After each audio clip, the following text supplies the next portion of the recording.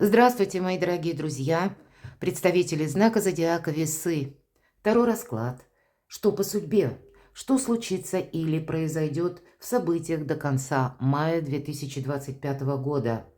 Как меняется ваша реальность и с чем это будет связано?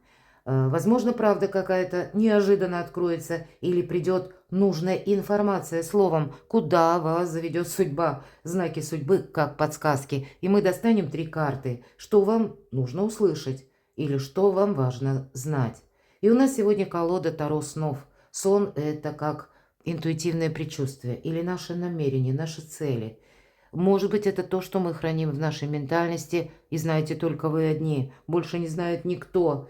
И я могу предположить, или мы зададим такие вопросы, что же будет проясняться. И кто знает, вот эта самая информация, которую вы получите, или через конкретного человека, быть может, проясняется тот или иной вопрос, и вы уже знаете, как вам действовать, или принять какие-то важные решения вам придется. Но все это вам помогает, чтобы ваша жизнь началась с более правильной ноги. Давайте достанем 6 карт, и первую карту мы назовем. Что вы вычеркнули из своей жизни, а оно вам вернется. До конца мая 2025. С чем это будет связано? И предполагается, что это то, что вам знакомо. Ну, или ключевая персона, а может быть, то дело, которым вы уже занимались, вам придется как-то реструктурировать, переделать. Вторая карта. В чем вы поставили точку, а оказалась запятая или многоточие? Третье. Какая правда откроется? Что прояснится? И 3 знака судьбы. Первый знак. Куда заведет судьба, как направление? Может быть, как важный ориентир. Вторая карта знака судьбы. Что вам хотят передать высшие силы? И третье. Какие возможности перед вами открываются? Что же вы вычеркнули из своей жизни? Вот смотрите, вы могли разобраться с какой-то историей любви или историей взаимоотношений.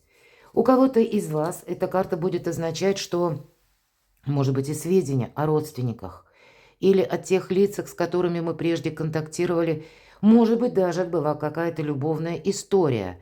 Но, видимо, не все аккорды вы еще сыграли, какой-то последний вам все же предстоит сделать. И, с другой стороны, это вопросы финансов. Все же первые карты королева кубков изображалась как королева-русалка. А русалка, мы по сказкам знаем, это та, которая заманивала рыбаков и моряков на пучины морские, обещая несметные сокровища и неземную любовь. Вот как раз и неземная любовь, но и вопросы денег, материализма. Вот по этим 2 направлениям что-то может вернуться, как через персонажа конкретного или персону. Нам не говорит карта, что это, кто это будет. Хотя карта любящего человека, пусть не в этой колоде, но, тем не менее, присутствует все-таки искренность.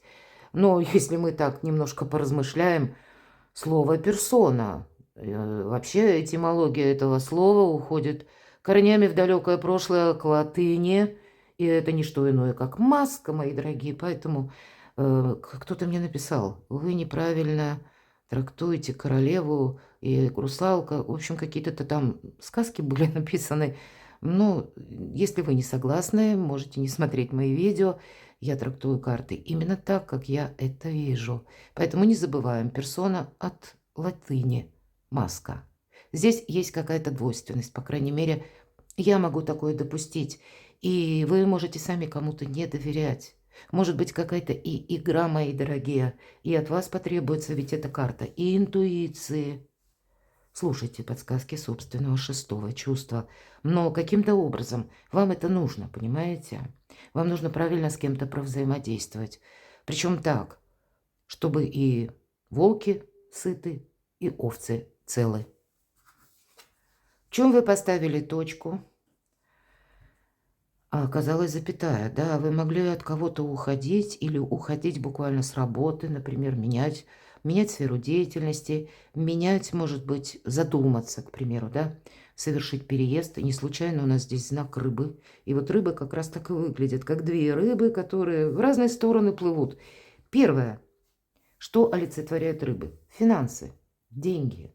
Второе.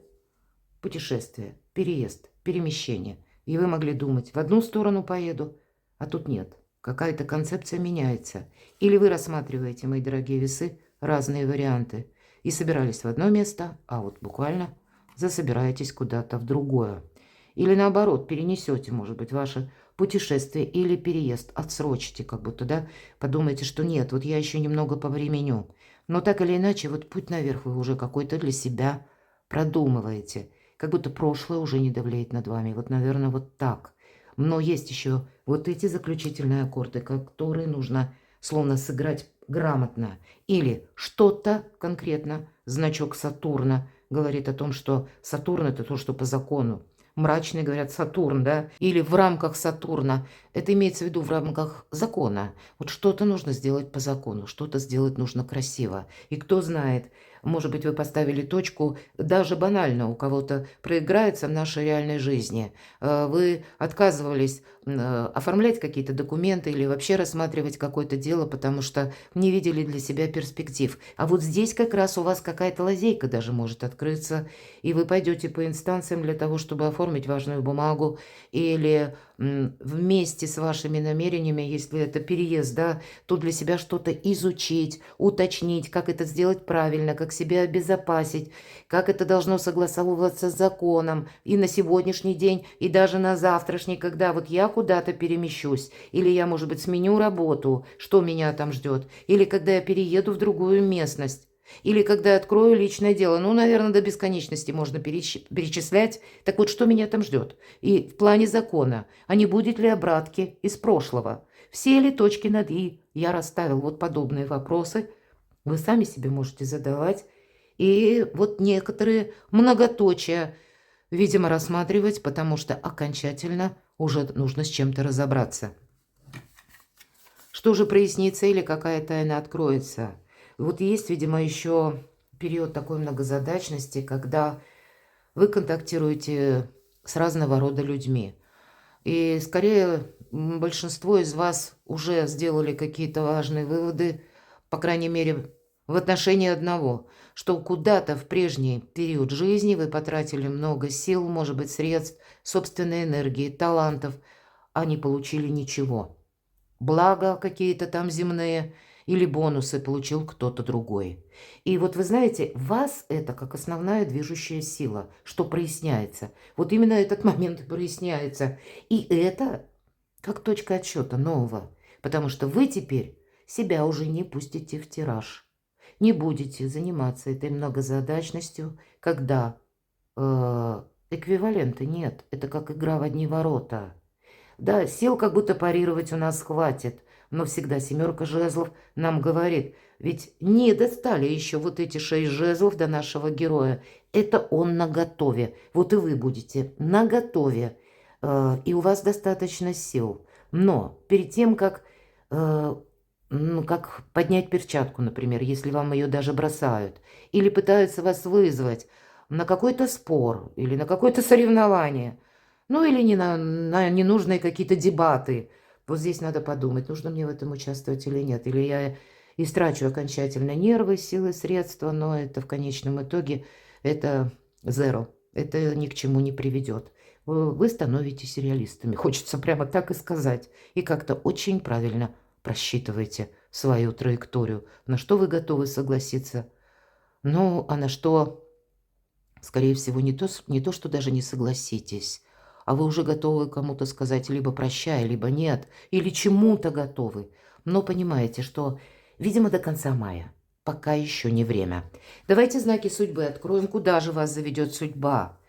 Да вот карта будущего, но прежде чем мы прыгнем в это будущее, мы же должны тут правильную какую-то рокировку с прошлым соблюсти, да, или оформить правильно документы, или после себя, ну, не оставлять какую-то выжженную степь, или какой-то, для себя, кстати, по семерке жезлов, оставить вариант, ну, знаете, как запасного аэродрома. Вот это будет для вас важно. И одновременно понять, как вот, куда заведет судьба, а куда я сам готов зайти. Как далеко я готов или готова продолжать отношения, насколько я готов тратиться, может быть, в какой-то проект. И здесь могут быть Если у вас бизнес или требует ваше личное дело, творчество, именно вложений, может быть, и материальных, не только сил, но сколько я могу потратить, или каким конечным эквивалентом проиграются мое участие в том или ином вопросе, чего я в конечном итоге могу достичь. У вас есть определенно планы. Корабль – один из символов Меркурия и где-то исполнение желаний. Но по тройке жезлов мы уже должны что-то предпринять. Но, видимо, вот этот человек, который нам изображен, он вроде бы и не действует, но это очень короткий период, когда мы приводим мысли в порядок перед каким-то квантовым прыжком в будущее. Поэтому какой-то последний заключительный аккорд, правда, у вас и проходит, куда заведет судьба. А вы уже сами себе, уже какое-то будущее запланировали. Или для большинства из вас что-то вы хотите осуществить. И уже практически расставили все акценты. И ваше время пришло. Пора переходить к действиям. Солнце в Овне. И это всегда карта подразумевает именно активность и действия, мои дорогие. Тут вы сами идете по тропе судьбы. Но в направление вот это вы выбираете только сами. Или если вы до этого момента словно в каких-то рамках противоречий жили, значит, нужно нивелировать эти противоречия, оставив для себя только самое важное. Знаки судьбы, что вам хотят сказать высшие силы? Вот посмотрите, нам жонглер показан. Человек буквально жонглирует пентаклями. Может быть, вам придется еще какой-то период договариваться, проходить или проводить какие-то беседы, согласования, переговоры, что-то обустраивать. Тут действительно мы что-то делаем правильно. И по этой карте Юпитер, посмотрите, две провластные планеты, как Юпитер у нас в знаке зодиака Козерог, а Сатурн у нас в знаке Рыбы. И значит, карта материализма. Здесь нельзя и просчитаться по финансам, мои дорогие. Весы тоже. Здесь нужно переложить ваше желание, насколько это осуществимо, на практике. Здесь нужно составить, может быть, либо бизнес-план, либо просчитать буквально на бумаге, быть готовым корректировать эти самые планы. Тут какая-то многозадачность, с одной стороны, которая к вам приходит извне, и еще и карта, раз жонглер, да, это ж надо подбросить эти два пентакля, а потом еще поймать, сделать это так вот красиво, элегантно, как вам нравится. Поэтому дисциплина еще требуется по этой карте. Это то, что вам хотят передать высшие силы. Настойчивость. Вот это настойчивость, правда. Давайте откроем следующую карту. Какие возможности перед вами открываются. Фантастика. Древо жизни. Или мы называем эту карту как древо сферот. Не во всех колодах, точнее, далеко не во всех.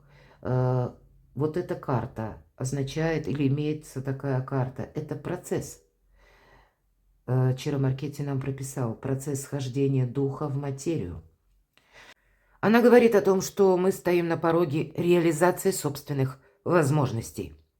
Но нас может тормозить еще какая-то ситуация из прошлого, которую вы не решили или вы надеялись, может быть, что решится что-то само. Потому что по этому аркану есть такое... Предлагают нам как будто задать вопрос, какова причина, почему сложилась именно такая ситуация, или что меня привело в нынешний момент, в котором я теперь нахожусь, но объединить как возвышенное и земное. И, по сути дела, это карта высшей гармонии. Когда мы можем нашу мечту, нашу цель осуществить в реальной жизни. Для вас нет ничего невозможного, вы словно маги, волшебники. Но эта магия не приходит из ниоткуда. Она полностью от начала до конца зависит от ваших действий. Где-то и дисциплина, так и правильные приоритеты. Расставить и следом переходить к активности. Ни одной карты, которая бы говорила о бездействии. Все деятельность какая-то. Как и правильно оценить для себя, что же мне важно, да? Два вопроса. Или две темы, как мы сказали, эмоции или ментальность и материализм, возвышенное и земное. С чего у нас начался расклад? К тому же он, собственно говоря, и вернулся, но просто карта подтверждает. Стоит только захотеть вам, мои дорогие весы, и правда, мечты начнут сбываться. Вам именно свое желание нужно переложить на действие. Все карты об этом. Давайте карту совет. Вот именно совет. Хотя нам все тут прорисовали уже на оракуле Сибилы, мы спросим карту совет. Нужно оставлять какую-то болезненную ситуацию. Или с каким-то вопросом разобраться, не выжидая, да? Не думать, что я не могу. Вот я словно болен, у меня не хватит сил. Или там еще что вы там себе напридумывали, что я не знаю как. Ну, значит, можно узнать. А если ты болен, то ты можешь выздороветь. Ведь эта карта говорит как раз о том, что должна завершиться какая-то болезненная ситуация. Ваши действия. Совет. Карта близких людей. Прописана жена, но этот оракул создавался очень давно. Буквально близкие люди, может быть и дети, с которыми есть у вас взаимодействие, может быть и личная какая-то история. Здесь тоже должна быть прояснена, понимаете? Может быть болезненная ситуация по личной истории, которая касается как и партнерских отношений, супружества, так и вопросов с детьми. Может быть и детьми взрослыми. Что нам еще подскажут карты? Ну, нам уже здесь говорили, в две провластные планеты мы обсуждали, и это карта священник, когда вы что-то должны буквально оформить на бумаге. Первое – определиться, а второе – закон вас буквально бережет и охраняет, поэтому подсказка. То, что ты намереваешься сделать, нужно прояснить, как закон работает в отношении тебя, но и более того, мы ведь все разные. Если вы сталкиваетесь с людьми, будь это руководитель или будь это человек в личной жизни, вам что-то обещают, как и первые и вторые. Самое главное, как человек готов оформить это документально. Если это контракт по работе, значит там должна быть прописана какая-то сумма. Не должно быть просто, знаете, эфемерности какой-то. А тут на конкретику все-таки надо перевести на нашу земную жизнь. Об этом там как раз и говорит священник. Совместить возвышенное и земное. Давайте спросим еще. Но выйти, опять же, из болезненной ситуации. Пока ты сам себе будешь говорить, что нет, вот я не могу, я беспомощен, или у меня недостаточно ресурсов, значит, нужно рассмотреть те ресурсы, я имею в виду, если денег недостаточно, и вы не можете решить какую-то финансовую ситуацию, самое время чему-то обучаться. Или рассмотреть те вопросы, когда вы можете заработать деньги, может быть, своим умом. Почему нет? В нашу цифровую эпоху, а особенно для вас, тут да самые разные варианты могут быть. Никогда не поздно учиться, сколько бы вам лет не было. Для кого-то, может быть, изучать компьютер, мои дорогие любимые весы, и расширить диапазон общения, раскрасить разными красками свою собственную жизнь. Почему нет? Ну вот посмотрите, как здесь болезнь, ограничения, так и здесь нам тоже, опять же, про ограничения. И про закон, и про наших близких. Давайте заключительную карту еще я достану. Ну, вот, наверное, поэтому подарок, да, ну, подарок, деньги, все то, о чем я говорила, наверное. Но я вижу, ну, само по себе, как манна, безусловно, не упадет. Но для тех из вас, а среди вас я знаю очень много людей творческих. И, может быть, в одной местности, да, не могу раскрыть таланты. Значит, надо искать то место, где ваши таланты раскроются по максимуму. Значит, нужно рассмотреть альтернативные варианты. Кстати, человек идет налегке, мои дорогие. Может быть, я допускаю, пусть одному, двум важно услышать, что вот так собрался и пошел налегке. От чего-то не отказаться. Вот отказаться как от нового, это определенный риск. Застрять где-то в прошлом, это тоже риск. А вот верить в собственные силы или в свое желание, цель, мечту, намерение, что я могу это осуществить. И тогда словно какая-то алхимия срабатывает. И соединяются и возвышенное, и земное. Реализация. Именно реализация.